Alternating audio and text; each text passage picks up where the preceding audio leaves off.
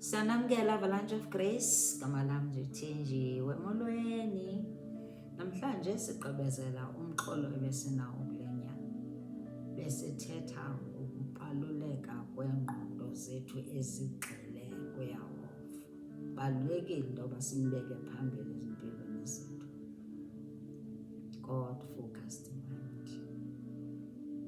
Balulekile uba simthande ngengqondo zethu zonke nangeentliziyo zethu zonke nangemiphefumlo yethu yonke. Balulekile intoba sithi xa sinengxaki siye kuye, sive yena eBhayibhileni yakhe, siye kwilizwi lakhe, sive uba uthini nangengxaki zethu. Balulekile intoba sikhethe yena, sikhethe ubomi. Utshilo wathi njena masikhethe ubomi. Wathi ubeke ubomi nokufa phambi kwethu. Wathi ubeke intsikelelo neziqalekiso. Wathi ke ngoku thina masikhethe ubomi kwenzela into ukuthi sizophila ubomi obude, kwenzela into yoba sizofumana intsikelelo. Asibe neengqondo ezinjalo ezikhetha ubomi, ezikhetha uhamba namaxhoba ayakhawuleza kwezi end times, kwezi ntsuku zokugqibela esijongene nazo. Namhlanje ke siza ke sijonge ama-prayer points, sijonge nama-declarations esingawafumana kwizibhalo ezingcwele.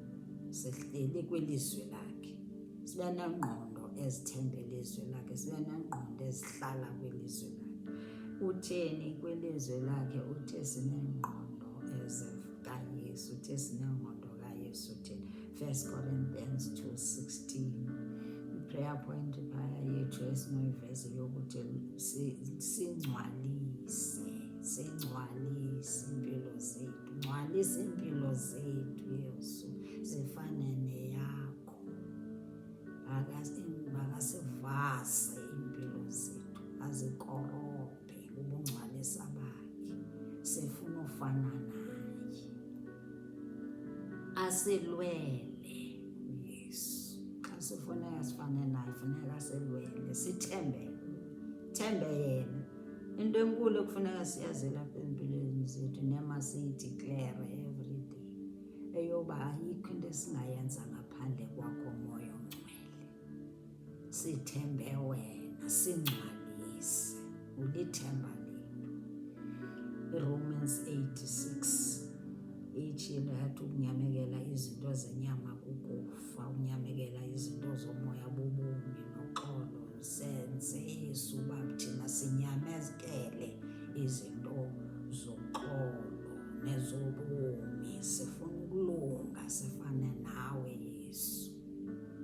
Asifuni ujonga izinto ezinyamekela inyama, ngoba inyama kukufa. Sincede Moya Ongcwele. We rely on the Holy Spirit. Romans 12:2 uthe thina kufuneka sihlaziye ingqondo zethu, masarenew our minds. Sizamcela nalapho uYesu, uMoya Ongcwele, ukuba senze asikhuphe elizweni, singacingi njengelizwe, sicinge ngokwengqondo yezulu, sicinge ngendlela yomoya ozosidibanisa nayo uMoya Ongcwele. Romans 12:2 lo ukuthi sihlaziye ingqondo. Asincedise ingqondo zethu xa simamkela sihlaziyeke, silibale ngezinto asususe kuzo. Ngoba xa sisamkela yena singena kubomi obutsha, sizizidalwa ezitsha. Itsho ama-declarations wethu. Sihlale lapho, sisoloko simediteyitha ngezi scriptures, simane simediteyitha. Sizawungena wena kancinci kancinci. Colossians 3:2 sincede Moya Ongcwele, sinyamekele izinto zaphezulu ayezasemhlabeni. Sincede, sikhetha unyamekela izinto zezulu. It's our choice ukuthi sikhetha unyamekela into zezulu kunoba sibe sikhetha into zomhlaba. Ne-prayer point ingaphuma. Proverbs 3:5 itsho ithi sikholosa ngoYehova ngeentliziyo zethu zonke, asiyami ngokucinga kwethu. sikhetha ukholosa ngawe Yehova, asiyami ngokwethu, we lean not on our own understanding. Sikhetha ukukholosa ngayo Yehova, ngoba xa sikholosa ngeziqu zethu sizakwenza amaphutha. Khona ii-mistakes ezininzi esizazenza xa sizawuba nokholo oluhamba ngendlela esifila ngayo. Faith is not how we feel.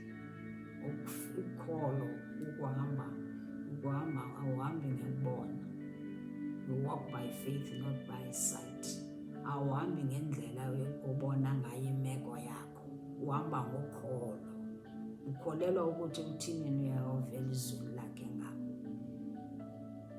Nesithembiso. Ebe he's a promise keeper. Simjonge kakhulu. He's a promise keeper.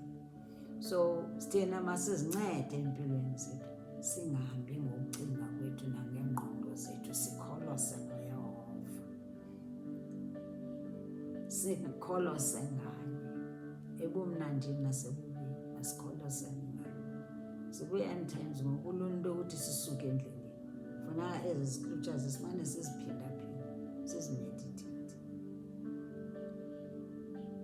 Isaiah 26 verse 3, uverse 23 utshilo wathi uhlala kwingqondo, ndihlala ndinengqondo, ezipersonalizer futhi lezi scriptures ukuthi ndihlala ndinengqondo, ndinenzolo, ndinengqondo enenzolo, enoxolo, ingqondo enepeace. Nganxa yantoni? Ngoba ingqondo yam ihlala ikholose ngoYehova. Ingqondo yam isoloko ihleli ikholose ngoYehova, ijikajiki. Yiyo loo nto ndinantoni? Ndinoxolo, ndinenzolo. I have peace of mind ngoba ingqondo yam yenze njani? I-trust uNkulunkulu, ikholelwa kuye. So uyasinika ke xa sikholelwa kuye, uyasinika ingqondo ezinenzolo, uyasinika ingqondo ezinoxolo, ngoba sikholose kuye, sikholosa ngaye, sithembele kuye. Sizijonge ezaa scriptures ngeelwimi zethu, simane simeditate kancinci.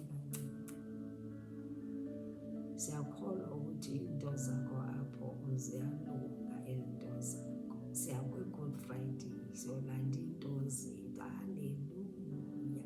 So masihlale ke ezibhalweni zakhe ke siyofumana iinto zethu, sibeke izibhalo zakhe phambili. Umaxhoba ayakhawuleza, sisoloko sizimeditate. Ngaloo ndlela simbeke phambili, simbeke apha ezingqondweni zethu. Ingqondo zethu ezi zijonge, zithembe yena, zikholose ngaye. Ngaloo ndlela iinto zethu sizazifumana. Singabi kude kuye, singabi kude kuye, sibe kufutshane kuye ngokubeka yena phambili, abe yi-first priority empilweni zethu. Sekukholelwa kwiziqu zethu okanye sikholelwe kwabanye abantu, sibakhethe abantu esinokholelwa kubo. Bakhona abantu abamile ezimpilweni zethu abasithandayo, abasingazange sababona nobabona, kodwa ngendlela abasithandazela ngayo. So apha engqondweni yakho nasapha empilweni yakho funeka wazi ukuthi nje abo bantu ukuthi ngalo lonke ixesha uyabathandazela, ukuthi Yesu ube nabo abantu abandithandazelayo. Nawe bagcine, ubafihle, ubalondoloze. Nawe unguwe, uyabathandazela.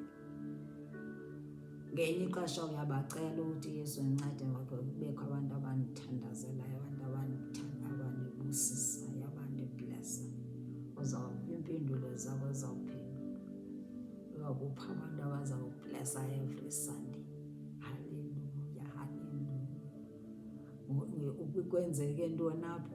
Uyawuva uphendule umthandazo wakho. Uyayiphendula imithandazo yethu. Yonto encinci oyithandazelayo uyayiva, ayiphendule. Stay blessed. We love you. Jesus loves you.